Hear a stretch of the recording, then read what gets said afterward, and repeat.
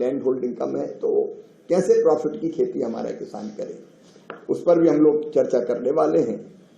और तीसरा है खेती के लिए हमको वित्त पोषण की व्यवस्था, किसान को पैसा भी चाहिए और पोस्ट हार्वेस्ट मैनेजमेंट भी चाहिए, और जो जोखिम आता है कई बार फसल खराब होती है तो उससे भी सुरक्षा चाहिए। तो हम लोग कृषि ऋण के बारे में मुझे कहते हुए कोई संकोच नहीं है कि अभी भी असमानता है, कुछ राज्यों में काफी कम है ये, कुछ राज्यों में बहुत ज्यादा है। तो इस पर हम लोग चर्चा करेंगे कि सब राज्यों में अगर किसानों के पास लगाने की पूंजी होगी, केसीसी होंगे, उस पर लोन मिलेगा तो वो ज्यादा बेटर खेती कर पाएंगे। फिर हमारा एग्री इंफ्रा फंड है, उसका कैसे बेहतर उपयोग हो सकता है उस पर हम चर्चा करेंगे। पीएम आशा के तहत खरीद ठीक से हो, उस पर भी हम लोग बातचीत करेंगे। डिजिटल कृषि के बारे में फार्मर आईडी बन रहे हैं, उस पर हम लोग चर्चा करने वाले हैं।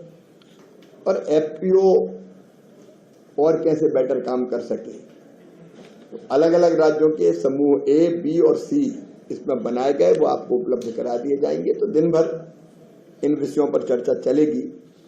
और कल जब कृषि मंत्रीगण सब यहाँ होंगे तो फिर अलग अलग विषयों पर यहाँ प्रेजेंटेशन किया जाएगा। राज्यों का और देश का कृषि रोड मैप खरीफ की फसल के लिए हम लोग फाइनल करेंगे और उसके हिसाब से सब व्यवस्थाएं करके हम राज्य और केंद्र मिलके जो लक्ष्य उनकी पूर्ति का प्रयास करेंगे।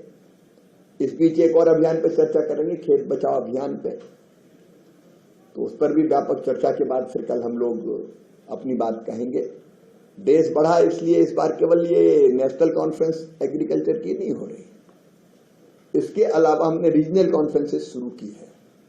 अभी 3 रीजनल कॉन्फ्रेंस हमारी संपन्न हो चुकी है, एक हमारी जयपुर में, एक लखनऊ में, एक भुवनेश्वर में, अभी 2 और होनी है, एक नॉर्थ ईस्ट में और एक दक्षिण में।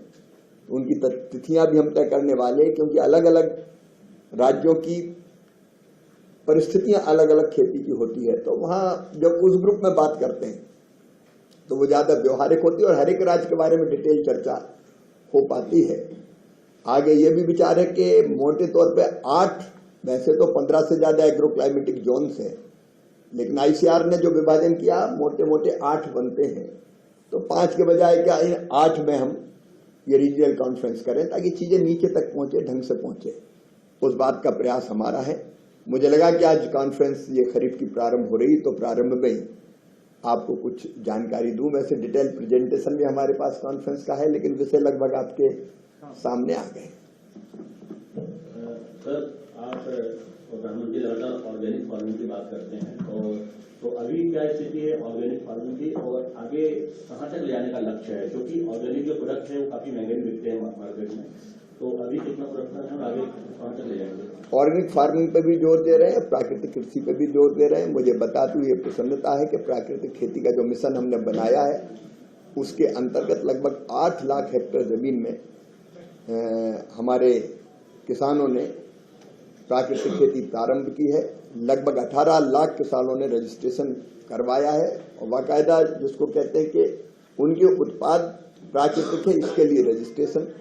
तो उस दिशा में हम लगातार कोशिश कर रहे हैं आगे बढ़ें और अभी खेत बचाओ अभियान के अंतर्गत इस पर और जोर दिया जाएगा। कल का जो हमारा सत्र होगा उसमें प्राकृतिक खेती पर विषय रखने गुजरात के गवर्नर देवव्रत जी जो काफी समर्पण के, ये रुक जाओ भाई, अभी समर्पण के भाव से प्राकृतिक खेती के काम में लगे हैं, तो वो भी आएंगे।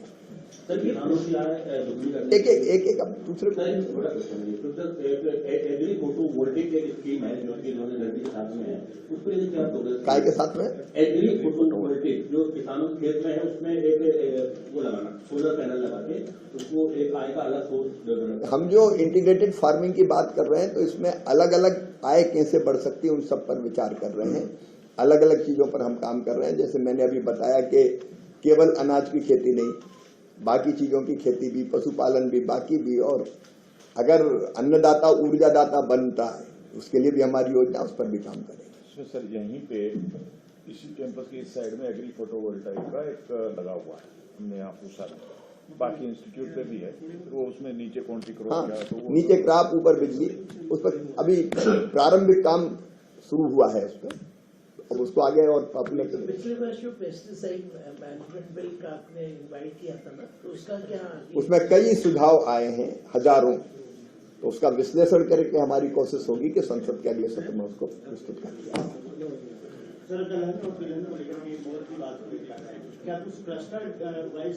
हाँ, ये जो दलहन मिशन है, इसमें क्लस्टर्स में ही हम लोग काम करेंगे। अलग अलग राज्यों के साथ मिलकर क्लस्टर्स का चयन किया गया है। उन क्लस्टर्स में अच्छे बीज, डेमोन्स्ट्रेशन, अच्छी जो पद्धति है, प्रणाली, उसको अपनाना और उसी क्लस्टर पर फिर दाल मिल भी प्रोसेसिंग के लिए खोलना। तो क्लस्टर अप्रोच भी हमारी है। दलहन में 400 के आसपास क्लस्टर है। ठीक है, बाकी फिर चर्चा करते हैं। बहुत बहुत धन्यवाद।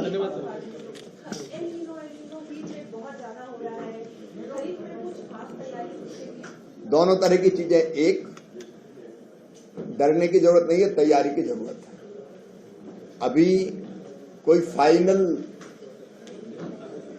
आकलन मौसम विभाग का नहीं आया है, कल भी मेरी चर्चा हुई है, लेकिन हम अभी से तैयारी कर रहे हैं कि वो जिले जहां ज्यादा प्रभाव पड़ सकता है उनमें वैकल्पिक फसलें कौन सी हो सकती, वैसी नौबत आई तो वो फसलें, उनके बीजों की व्यवस्था, ताकि अगर तापमान ज्यादा बढ़ता है, बीच में बारिश कम होती है या बारिश के बीच गैप ज्यादा होता है, तो क्या क्या उपाय किए जा सकते हैं, तो वो हम कंटेंजेंसी प्लान या आपात स्थिति अगर कोई बनेगी तो उसकी योजना भी तैयार कर रहे हैं। डरने की जरूरत नहीं है, मुकाबला करने की जरूरत है।